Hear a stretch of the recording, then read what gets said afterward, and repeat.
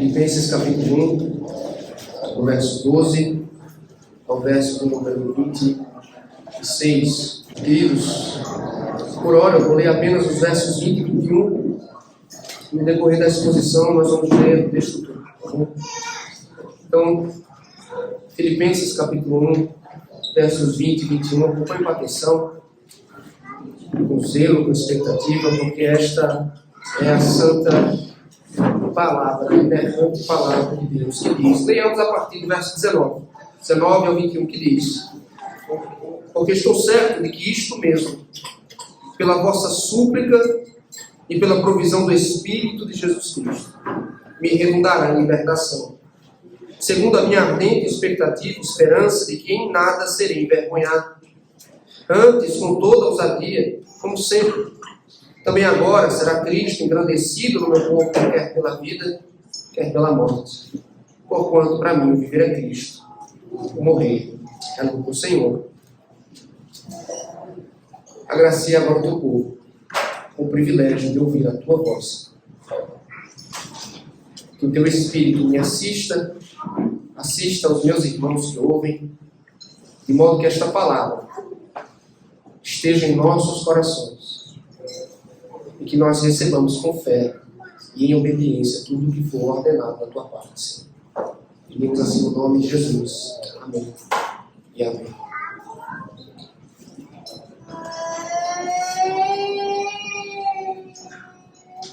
Sabe esse hino que nós cantamos agora há pouco? Que muito provavelmente ao longo da sua vida você cantou dezenas, centenas de vezes. Sou feliz com Jesus, meu Senhor. Você conhece as circunstâncias nas quais isto foi escrito? Seu autor é um americano de nome Horácio Spafford. Ele era um advogado próspero e havia investido uma grana muito alta no mercado imobiliário de Chicago, nos Estados Unidos. Em 1871, um grande incêndio devastou toda a cidade, bem como todo o seu patrimônio.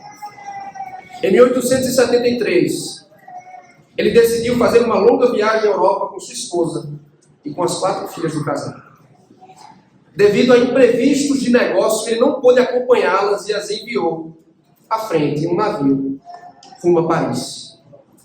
No entanto, isso, este navio envolveu-se em um grave acidente, que ceifou nada mais nada menos do que 200 vidas, incluindo as 4 filhas desse casal. Na primeira oportunidade que teve, sua esposa lhe enviou uma mensagem que dizia: salva, porém sozinha. Tempos depois, aquele homem foi ao encontro de sua esposa e ele passou de navio exatamente no ponto onde o navio havia naufragado e tragado suas filhas com ele. E enquanto ele passava por ali, numa ocasião de dor e sofrimento, enquanto as lágrimas desciam no seu rosto, aquele homem compôs esse hino: sou feliz com Jesus, meu Senhor. Como é possível, meus irmãos? Somente a fé é capaz de produzir uma alegria que transcende as tribulações da vida. Uma alegria que supera o sofrimento que nos é causado. E é exatamente o que aconteceu com o apóstolo Paulo. É exatamente o que está transcrito aqui na carta aos Filipenses. Porque apesar das suas algemas, apesar das suas provações, o apóstolo Paulo encontrou alegria em Cristo, seu Senhor. Me permita contextualizá-lo rapidamente, queridos. Pregar o Evangelho em Roma era um sonho antigo do apóstolo Paulo. Ele chegou a Roma, mas não nas condições que ele gostaria. Porque ao escrever a carta aos Filipenses, Paulo estava preso na capital do Império. E ali ele permaneceu enquanto aguardava o veredito do imperador, que provavelmente ceifaria a sua vida. Então ele inicia a carta aos Filipenses com ações de graças, e logo na sequência, que é o trecho que vamos ouvir na noite de hoje, ele separa um pedaço da carta para atualizar os filipenses de sua situação. Afinal de contas, pense, como vocês ficariam ao saber que o pastor plantador da igreja fora preso? Muito provavelmente suas dúvidas eram: o que será de Paulo? O que vai acontecer com ele? Será mesmo que Roma conseguiu frustrar a obra missionária? Quanto ao seu futuro, queridos, Paulo não tinha todas as respostas. Mas nem mesmo as incertezas, os sofrimentos, podiam roubar sua esperança e a sua alegria. Apesar das algemas, ele não se deixou abater, porque em Deus, ouça isso, em Deus e no seu Evangelho, há alegria profunda, até mesmo para os que sofrem. E este é o tema do sermão da noite de hoje, queridos. Atente, guarde no seu coração, na sua mente, alegria em meio ao sofrimento. Como nós podemos, meus irmãos, encontrar alegria em meio ao sofrimento? Como nos regozijamos em meio à dor? Aqui nós temos a palavra, ou as palavras de um prisioneiro que nos dá boas razões para cultivarmos alegria em tempos difíceis. A começar do verso 12 ao verso 18, nós aprendemos o seguinte: apesar do sofrimento, Paulo se alegra com o progresso do Evangelho. Apesar do sofrimento, Paulo se alegra com o progresso do Evangelho. Eis o que diz do verso 12 ao verso 14, por favor, acompanhem na sua Bíblia. Quero ainda, irmãos, cientificar-vos de que as coisas que me aconteceram têm antes contribuído para o progresso do Evangelho. De maneira que as minhas cadeias em Cristo se tornaram conhecidas de toda a guarda pretoriana e de todos os demais. E a maioria dos irmãos, estimulados no Senhor por minhas algemas, ousam falar com mais desassombro a palavra de Deus. Pensem, meus irmãos, do ponto de vista humano, a prisão de Paulo representava um grande obstáculo à obra missionária. Afinal, na mente dos captores de Paulo, trancafiar Paulo era também trancafiar o Evangelho e impedir sua propagação.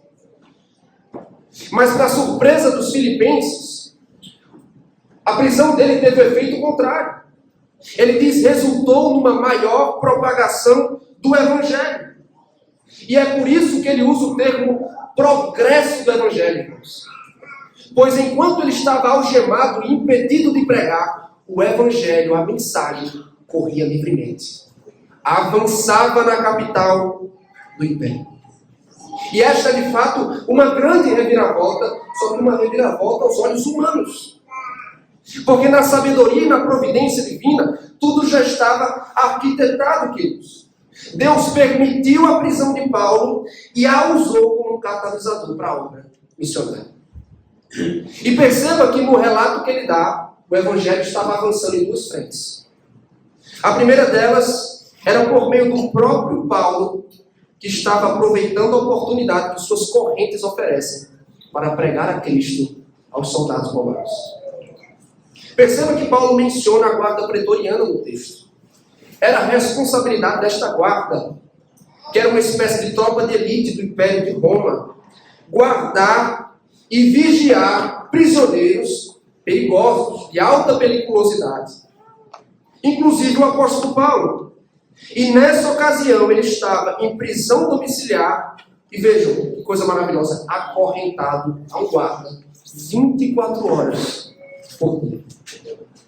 E ele diz no verso 13 que era do conhecimento dos guardas e de pessoas de fora da guarda que Paulo estava preso por causa da fé cristã e da pregação de sua mensagem.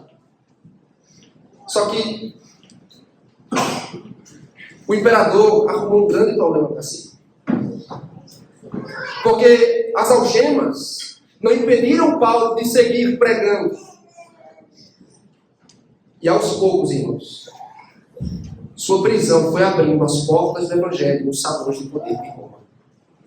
Pois os soldados mais leais, mais influentes de César, tornaram-se sua audiência cativa, e um a um, enquanto eles se revezavam, estando acorrentados àquele prisioneiro, eles ouviram: Jesus Cristo é Senhor acima de César. Jesus Cristo é Salvador. E por meio da pregação do Evangelho, nas suas algemas, os soldados de César estavam se convertendo-se a Cristo. Paulo estava, mesmo preso, pregando o Evangelho, e por meio do Evangelho, pecadores sendo salvos nos lugares, ou no lugar mais inesperado possível. Mas a segunda frente, meus irmãos, era composta pelos próprios cristãos. Os cristãos de Roma. E vocês sabem muito bem que uma das razões pelas quais o governo inflige punições aos infratores é para desencorajar que outra pessoa siga o mesmo exemplo. É o caso do apóstolo Paulo. O Império Romano seguia isso à risca, mas da mesma forma, a medida teve efeito contrário. Porque o texto diz que ao invés de acovardar os cristãos de Roma, a prisão de Paulo os encorajou a pregar, sem temor e com mais ousadia, o Evangelho de Jesus Cristo. E não perca o detalhe, olhe para o texto. Olha o que diz o verso número 13. Verso número 14. E a maioria dos irmãos, estimulados no Senhor por minhas algemas. Irmãos, foi Deus. Foi Deus quem tirou o temor dos homens do coração dos cristãos. Foi Deus quem tirou o temor do império e de suas represálias do coração dos cristãos. E por meio disso, mesmo a despeito do sofrimento de qualquer ameaça de Roma, eles anunciavam o Evangelho de forma ainda mais destemida. Então Paulo estava preso. O grande representante da fé cristã estava cativo em algemas, mas o Evangelho estava avançando na capital do império. Agora, Paulo avalia a motivação dos mensageiros do Evangelho. Olhe para o verso número 15, ao verso número 17, quando o apóstolo diz: alguns efetivamente proclamam a Cristo por inveja e porfia. Outros, porém, o fazem de boa vontade. Estes, por amor, sabendo que estou incumbido da defesa do Evangelho. Aqueles, contudo, pregam a Cristo por discórdia, insinceramente, julgando suscitar tribulação às minhas cadeias. Segundo Paulo, meus irmãos, há um grupo que prega a Cristo por inveja e rivalidade. Note que o problema destes não é com a mensagem, porque eles anunciavam o Evangelho conforme era pregado pelo próprio apóstolo. O problema deles eram as motivações. Eles pregavam a Cristo por inveja. Mas há outro grupo de cristãos que prega a Cristo de boa vontade. E Paulo diz: a motivação destes é o amor por mim e pela causa de Cristo. Afinal de contas, queridos, por favor, olhem para mim, a defesa do Evangelho não é uma luta somente dos apóstolos, mas esta é uma luta de toda a comunidade cristã. E por isso eles dão continuidade ao trabalho. Outros, porém, diz o texto, fazem por discórdia. Ou como a NVI traduz, por ambição egoísta. Ou seja, eles não estão nisso pelo amor à obra, mas pelo que podem obter pessoalmente da obra. A intenção é exaltar a si mesmo e trazer sofrimento a Paulo, dizendo: eu ultrapassei o grande apóstolo, eu tenho mais prestígio, eu converti mais a fé cristã. E a pergunta é: será que eles conseguiram, meus irmãos, tornar as algemas de Paulo ainda mais pesadas? Será que eles conseguiram fazer Paulo sofrer?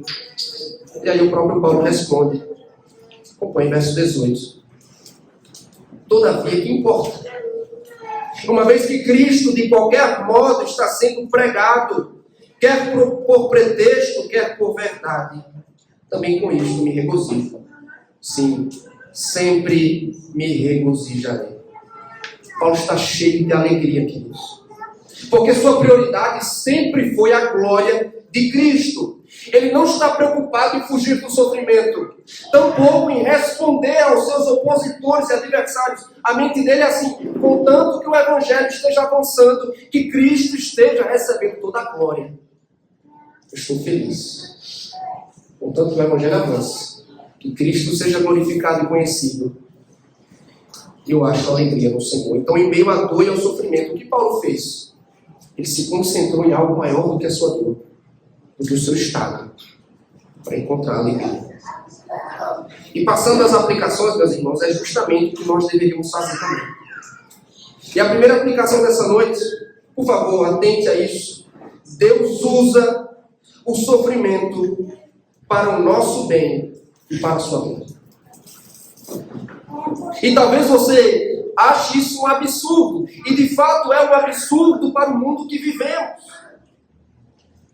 Mas quando comparamos, irmãos, a visão do cristianismo, a visão específica do cristianismo quanto ao sofrimento, nós percebemos que ela destoa de todas as demais religiões, inclusive do secularismo. Me permita abrir aspas para um pastor americano chamado Timothy Keller. Preste atenção, ele disse: diferente do conceito de karma, o cristianismo ensina que o sofrimento em geral é injusto e não algo merecido por atos cometidos em uma vida pregressa. Diferente do budismo, o cristianismo ensina que o sofrimento é uma realidade terrível, não uma ilusão a se transcender. Diferente do fatalismo da antiguidade, o cristianismo não vê nada nobre no sofrimento. No entanto, olha só, diferente do secularismo, o cristianismo ensina que o sofrimento pode ter sentido e pode trazer algo grandioso a você. Fecha aspas. Perceba que na contramão de tudo, o cristianismo reconhece que existe um Deus nos céus, um Deus soberano e bom, que percebe o mal no mundo, que o odeia, mas que em sua sabedoria e providência, irmãos, ele consegue converter as mais tristes circunstâncias da vida em bem. Ele é capaz de transformar o mais amargo dos sofrimentos em bem. E se você duvida disso, ouça as palavras desse prisioneiro, que quando escreveu aos Romanos, ele disse: sabemos, temos convicção de que não certas coisas, mas todas as coisas, isto inclui o sofrimento, a dor, a angústia, todas as coisas cooperam para o bem dos que amam a Deus, dos que foram chamados segundo o seu propósito. E não é exatamente, queridos, o que eu estava vivendo.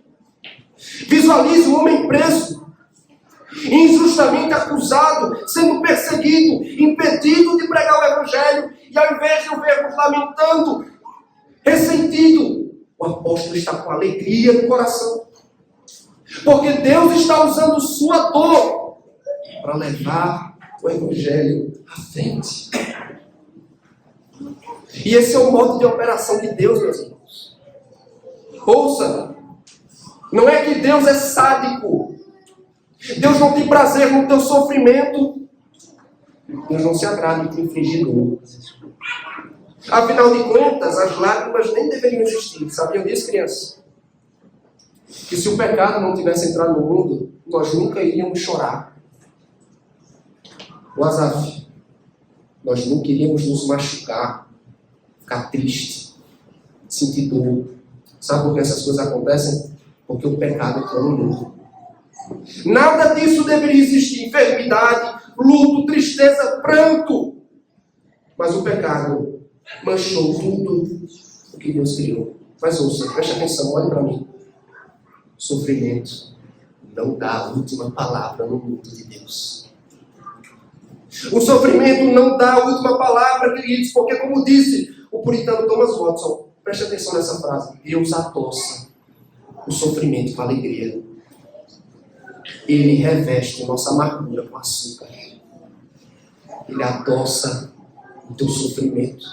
E como ele faz isso, pastor? Ele faz do sofrimento um servo para alcançar os propósitos dele na tua vida e neste mundo.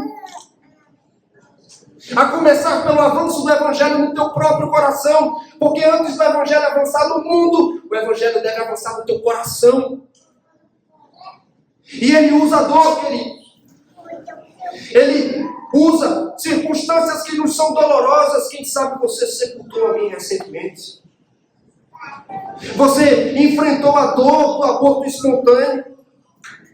Você recebeu um diagnóstico que o preocupa, que o aflige? Você foi alvo de injúria, de injustiça, de perseguição. E aí, como salmista, você de dia e de noite, você se alimenta das suas lágrimas. Meus irmãos, se há uma certeza que nos é dada na palavra de Deus, é que o sofrimento nunca é em vão. Nós nunca sofremos em vão. Porque Deus usa a tua dor. Olha para mim, Deus usa a tua dor para te colocar de joelhos em dependência dele. Deus usa a tua enfermidade para exercitar a tua fé nas promessas dele. Deus nos faz enfrentar o luto para cultivar no coração o anseio da eternidade. Deus pode, meu irmão, te colocar num vale sombrio, numa situação de dor, de pranto e de sofrimento, para que, como Paulo, você dê testemunho confiante do Evangelho. Pois todas as lutas e fatos desta vida são usados por Deus para nos aproximar, para nos forjar, para nos santificar, nos aperfeiçoar a semelhança de Cristo. Teu sofrimento não é em vão. Sabe por que o sofrimento não é em vão?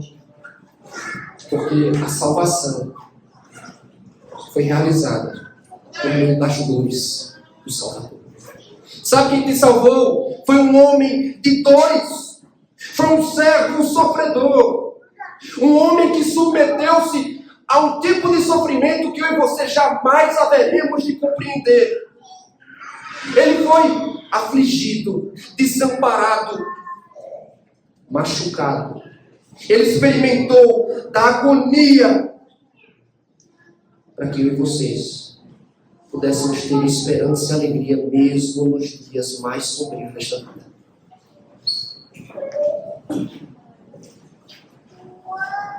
Queridos, porque Cristo sofreu. Porque Cristo sofreu. Até mesmo os piores sofrimentos da tua vida servirão ao teu bem. Deus não só não vai abandoná-lo no dia mau, mas pense, olhe para mim, Deus fará o dia mau cooperar com o propósito de Deus para a nossa vida, para o teu bem e para a glória do seu próprio nome. Só que além disso, irmão, segundo a aplicação desse texto, o texto nos convoca a encontrar alegria no avanço do Evangelho. Veja, aparentemente não há qualquer razão para alegria. Paulo está preso. Mas o que vemos aqui é um homem que está jubilando. Porque mesmo preso, ele percebe que o Evangelho está alcançando os corações dos pecadores em Roma. Eu quero que você preste atenção. O problema não é a falta de razão para alegria, meu irmão. O problema talvez é que estejamos buscando alegria nos lugares errados. Isso explica a frustração moderna, isso explica a frustração que talvez você sente. Pois afinal temos grandes, ótimas razões para nos alegrar, e uma delas é perceber que este Evangelho que está sendo pregado aqui, este Evangelho está em todo o mundo, trazendo pecadores aos pés de Jesus Cristo. E eu pergunto a você, você se alegra em saber que nos países mais hostis do mundo, onde a igreja é mais pressionada e perseguida, o Evangelho alcança Deus. A igreja cresce, Cristo é professado e conhecido. Você se alegra ao perceber que no Brasil, em regiões pouco evangelizadas, igrejas bíblicas são plantadas. Na nossa cidade, no nosso estado, nas imediações, você se alegra ao perceber que o Evangelho está sendo proclamado. Mas no nosso dia a dia, queridos, você se alegra em perceber o progresso do Evangelho nas ruas e esquinas, nos quartos, nos prédios onde trabalhamos, nos mercados onde compramos. Você se alegra em perceber que amigos, que parentes, que colegas de trabalho estão chegando a Cristo. Você se alegra em perceber o avanço do Evangelho na tua própria casa. Meus irmãos, por que estamos procurando motivos para alegria? Por que estamos buscando no mundo motivos para alegria, quando no Evangelho nos é dado, ou nos são dados, muitos motivos? Um deles, perceber que este Evangelho está salvando pecadores em todo o mundo e onde quer que estejamos. Em 2026, faça uma resolução. Seja sensível ao avanço do Evangelho. E quando você perceber que o Evangelho está avançando, seja perto ou longe, se alegre. Celebre a Deus. Faça como Paulo. Mas em terceiro lugar, não só isso, anuncie com testemunho este evangelho. Preste atenção, anuncie este evangelho. Meus irmãos, de longe vivemos uma situação semelhante ao que os nossos irmãos viviam no primeiro século. Os cristãos em Roma estavam anunciando destemidamente o evangelho, mesmo diante das ameaças, das represálias do maior império que já existiu na face da terra. É fato que mesmo não estando em uma situação semelhante, nós enfrentamos pressões. Nós sofremos oposição. O mundo tenta nos intimidar, nos acovardar, mas cristão, olhe para mim. Você não pode recuar da missão que recebeu. Nós, como igreja, não podemos fazê-lo. Porque como o Espírito de Cristo fortaleceu esses irmãos, Ele haverá de fazê-lo em nosso favor. Por isso eu exorto que seja ousado. Jovem, você vai para a faculdade, crianças estão na escola, nós precisamos falar do Evangelho. Sem medo do que as pessoas vão pensar. Sem medo do que vamos sofrer. Meu irmão, não tem temor do teu coração em não falar de Cristo para aquele colega com quem você divide o seu expediente todos os dias. O que podem nos fazer os homens? Pai, você está anunciando destemidamente o Evangelho aos teus filhos. É o que você tem feito, mãe. Queridos, que Deus nos dê graça para sermos destemidos na evangelização. Lembre-se das palavras de Jesus Cristo: não tema aquele que é capaz, parafraseando o Senhor, de ferir somente o corpo. Tenha medo, não tema aquele que, além de matar o corpo, é capaz de lançar o inferno. O que podem nos fazer os homens, irmãos? O que nos inquieta ao ponto de nos calarmos e não falarmos de Cristo Jesus? Que o Senhor nos ajude nesta tarefa. Amém? Nós estamos meditando no tema alegria em meio ao sofrimento. Em primeiro lugar, nós vimos que apesar do sofrimento, Paulo se alegrou com o progresso do Evangelho. Em segundo lugar, apesar do sofrimento, Paulo se alegra em exaltar a Cristo. Apesar do sofrimento, Paulo se alegra em exaltar a Cristo. Então, diante das incertezas quanto ao futuro, Paulo apresenta aos filipenses quais são suas expectativas. E é o que ele faz nos versos 19 e 20. Olha para o texto, por favor. Ele diz: porque estou certo de que isto mesmo, pela vossa súplica e pela provisão do Espírito de Jesus Cristo, me redundará em libertação, segundo a minha ardente expectativa e esperança, de que em nada serei envergonhado. Antes, com toda ousadia, como sempre, também agora será Cristo engrandecido no meu corpo, quer pela vida, quer pela morte. Irmãos, em meio a tantas dúvidas, Paulo parece estar seguro, olha para mim, de que sua libertação, de que sua prisão atual resultará em sua libertação. Mas nós precisamos entender o significado do termo libertação, porque no original, em alguns casos, ele era aplicado para se referir ao resgate de danos físicos, de ameaça à vida. Mas pelo contexto, tudo nos leva a crer que Paulo está pensando em uma libertação que é muito maior do que ser liberto das prisões e da espada de Roma. Então, ser liberto para Paulo não consiste necessariamente em estar livre da prisão, mas ele está dizendo, mas sim em ser fiel a Cristo a todo custo. E como é que Paulo seria fiel? Diz o texto: pelas súplicas dos seus irmãos e pelo auxílio do Espírito de Cristo. Queria fortalecê-lo para dar testemunho dele e glorificá-lo publicamente. Só que a pergunta mais importante do texto, irmãos, é a seguinte: qual é a ardente expectativa de Paulo? Qual é a esperança sobre a qual ele fala aqui? Note. Irmãos, Paulo deseja que diante do tribunal de César ele não trema. Que ele tenha ousadia o bastante para dar testemunho de Cristo. Que ele não recue. E um comentarista ele nos ajuda a entender quando ele diz, abre aspas, Paulo anseia e espera a salvação de qualquer coisa, preste atenção, que o tente a recuar de vergonha, por dar um testemunho ousado da graça de Jesus. E o que Paulo espera ser liberto, meus irmãos? Da covardia, do medo, da tentação de recuar diante dos que o acusam. Mais do que isso, Paulo está disposto a exaltar a Cristo, vivendo e morrendo.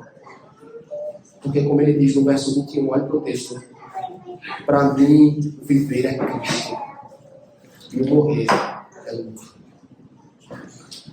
Viver é Cristo, morrer. No original, queridos, não tem esses verbos. No original é assim, ó, Paulo está dizendo viver, Cristo, morrer, lucro. E essa é de fato uma das declarações mais gloriosas da Escritura, irmãos, porque está dizendo, eu não conheço outro meio de viver ou de morrer, senão para Cristo. Essas só podem ser palavras de um homem devoto, inteiramente dedicado a Cristo. É um homem que na carta aos Romanos escreveu dizendo, se vivemos, vivemos para o Senhor. Se morremos, morremos para o Senhor. É o mesmo Paulo que escreveu na carta aos Gálatas, fui crucificado com Cristo. Já não vivo mais eu, mas Cristo. Para ele, meus irmãos, fora de Cristo não há sabor, não há beleza, não há propósito do Pai.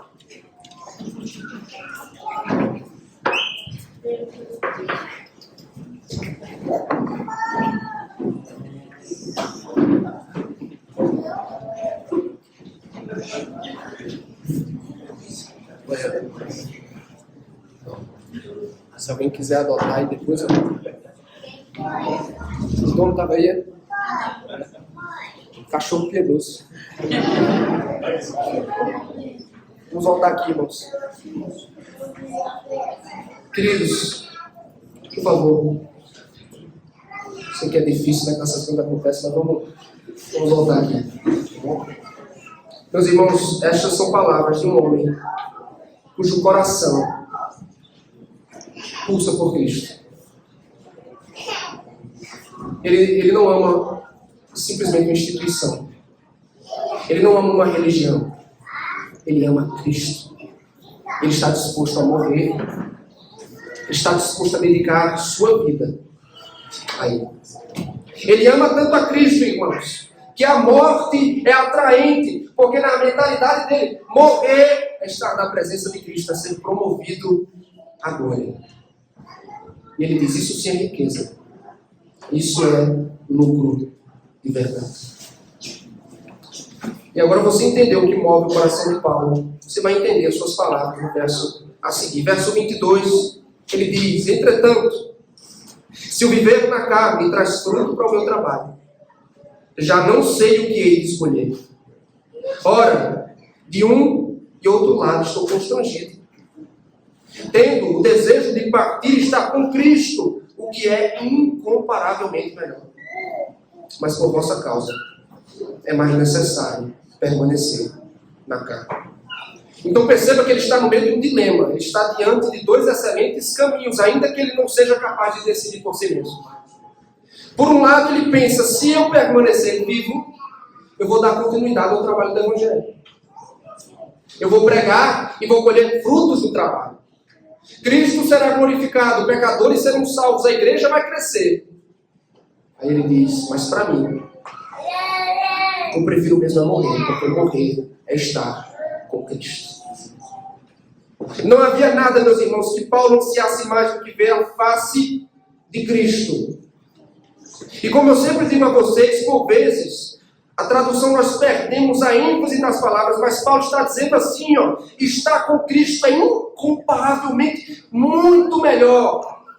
Cristo é muito superior do que tudo o que a vida pode oferecer. Ele está vivendo uma espécie de cabo de guerra, mas ele resolve rapidamente esse dilema. Para usar as palavras do comentarista, ele troca o que é muito melhor para o que é mais necessário. O que era mais necessário no momento? Ele permanecer no corpo, para o bem dos filipenses e da igreja do Senhor, para que eles avançassem na maturidade cristã. Então veja o coração deste homem. Ele está disposto a adiar sua presença ainda de Cristo, pelo bem da igreja, pelo bem espiritual da igreja de Cristo.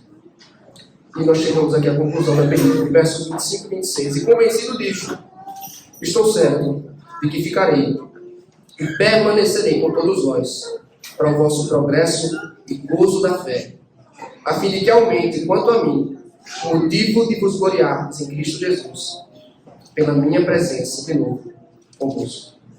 Então, da prisão, Paulo percebia o evangelho avançando em Roma.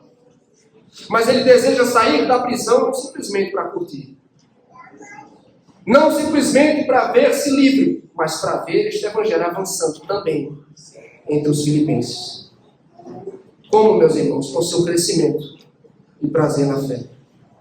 Então ele está dizendo, estou disposto a trabalhar para vê-los crescendo no conhecimento e na semelhança de Cristo Jesus e na alegria dele. A alegria que Paulo tem desfrutado mesmo em meio à adversidade é a alegria que ele deseja para os filipenses. Então, com a sua libertação, se Deus assim o desejar, seu ministério conduzirá a igreja de Filipos a gloriar-se em Cristo. E quem sabe dizer um dia, viver Cristo, morrer, lucro. Meus irmãos, o que nós podemos aprender, ou melhor, será que nós podemos repetir com sinceridade essas palavras? Nosso viver é Cristo, meus irmãos. O que nós aprendemos com Paulo é que viver para Cristo, olha para mim, presta atenção, viver para Cristo é fazer dele seu fim supremo e sua fonte de alegria. Em 1969, uma cantora americana chamada Peggy Lee, ela gravou uma canção chamada É Só Isso. E a canção conta a história de uma mulher que provou todas as delícias, todos os espetáculos da vida, mas percebeu que nada era suficiente para atender suas expectativas e desejos. E no refrão da canção ela dizia, abre aspas, é só isso. Se é só isso, meus amigos, então sigamos dançando, bebamos e bailemos. Se é só isso que existe. Será mesmo, irmãos, que é só isso? E não é assim que muitos estão vivendo nos dias de hoje. As pessoas estão correndo atrás de diplomas acadêmicos, de sucesso na carreira, saúde, boa forma, um casamento realizador, filhos perfeitos, estabilidade financeira, popularidade. Aí você me diz, pastor, o que há de errado nisso? Intrinsecamente nada. Mas eu pergunto, não são propósitos pequenos e rasos demais para firmar a vida, irmãos? Viver em busca dessas coisas e fazer delas fonte de alegria e sentido, irmãos, é garantir um coração insatisfeito. E por isso você precisa se indagar de uma vez por todas. Será que é só isso? Como cantou esta mulher. Ou há algo maior e mais digno de se viver? E aí Paulo responde, ele diz, viver Cristo. Irmãos, na primeira pergunta do Catecismo de Heidelberg, nós encontramos a maior fonte de alegria e de esperança em sua vida. O Catecismo pergunta assim, qual é seu único consolo na vida e na morte? Eis a resposta, que eu não pertenço a mim mesmo, mas pertenço de corpo e alma, tanto na vida quanto na morte, ao meu fiel Salvador Jesus Cristo. Meu querido, não há segurança maior na vida do que esta. Para além disso, tudo é castelo de areia. São frágeis. Nada é capaz de sobreviver às tempestades e terremotos da vida. Mas se o nosso viver é Cristo, Ele dá um tom doce, alegre às nossas existências. E talvez você esteja se sentindo perdido, está confuso. Eu insisto com você nesta noite. Volte os seus olhos para Cristo. O Evangelho é uma boa nova para você, meu irmão. Pois o pecado te desviou do grande propósito para o qual você foi criado. Nós nos tornamos como ovelhas rebeldes, estamos seguindo cada um nosso próprio caminho. E pior, nós caímos na tolice de pensar que a vida sem Deus é possível. E que distante dele nós podemos encontrar felicidade. E como esta cantora, nós procuramos no sexo, na bebida, nas riquezas, nas conquistas da vida, mas qual o resultado? As pessoas seguem confusas, infelizes, vazias. E aí entra o Evangelho. E o Evangelho traz luz, nos salva do nosso pecado, da nossa confusão. Cristo, irmãos, entregou-se. Cristo morreu por nós, para nos devolver o sentido da vida. E a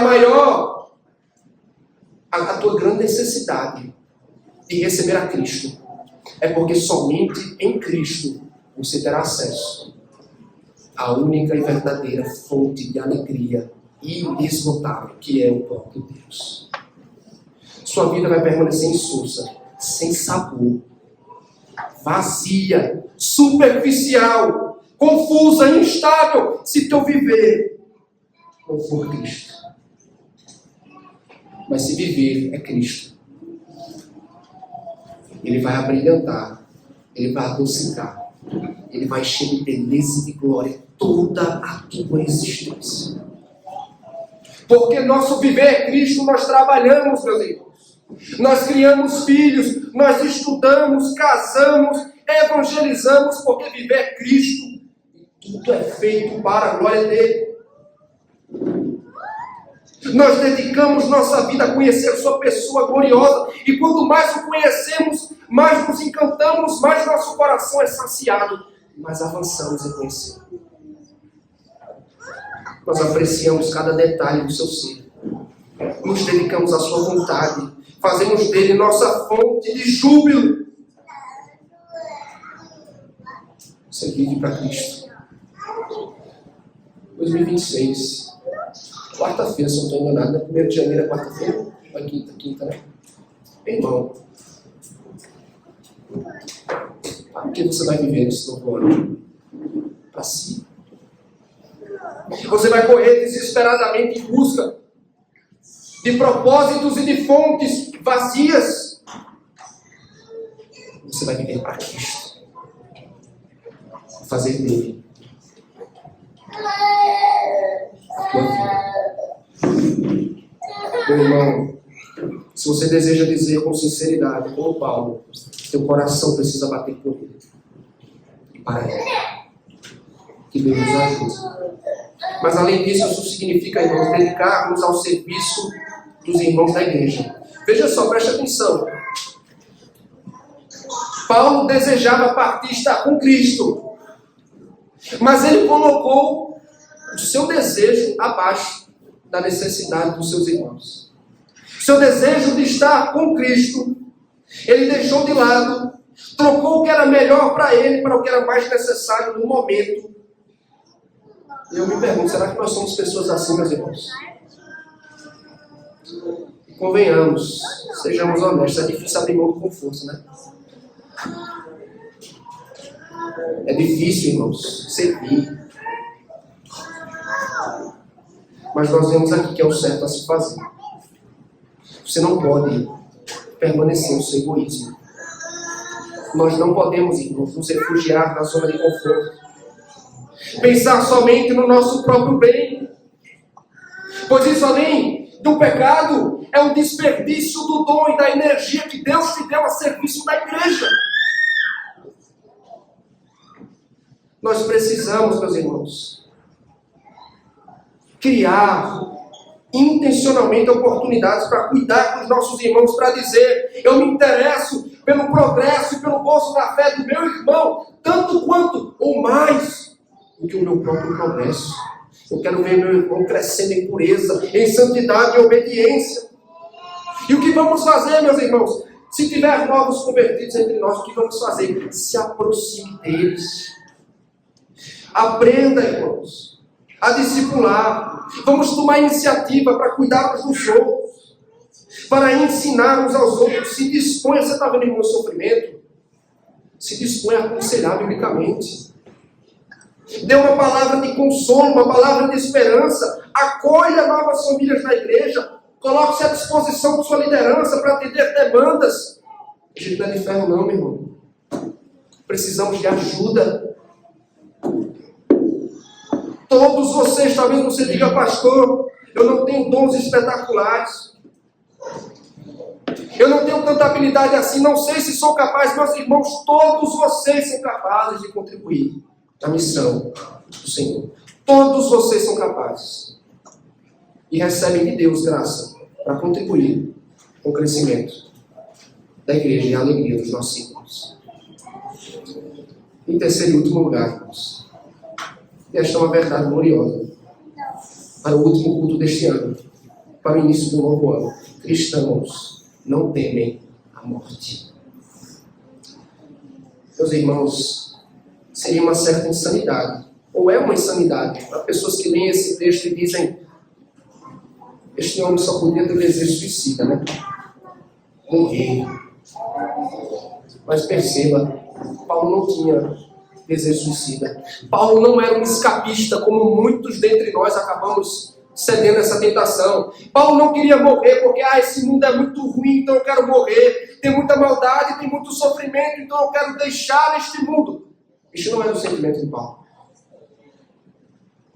Irmãos, Paulo queria morrer, ou desejava a morte, porque ele tinha convicção de que a existência do lado de lá é melhor do que a existência do lado de cá. Você já parou para pensar no que faz o céu glorioso? O que o faz desejar o céu? Irmãos, o que há de mais importante no céu não são as ruas de ouro, não são seus portões de pérola. O maior ganho de estar no céu não é nem mesmo rever os entes queridos que se foram. O maior lucro do céu é estar diante de Cristo, contemplá-lo como Ele é. Eis a glória do céu.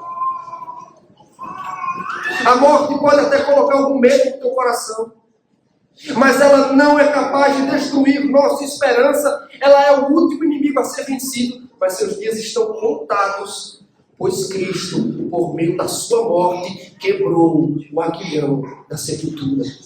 Ele anulou o seu poder, ela não terá a última palavra. E agora, veja que coisa maravilhosa. A única coisa que a morte pode fazer é levar você aos braços do Salvador. Porque quando você morre, cristão, nosso espírito vai imediatamente à presença do Senhor dos céus.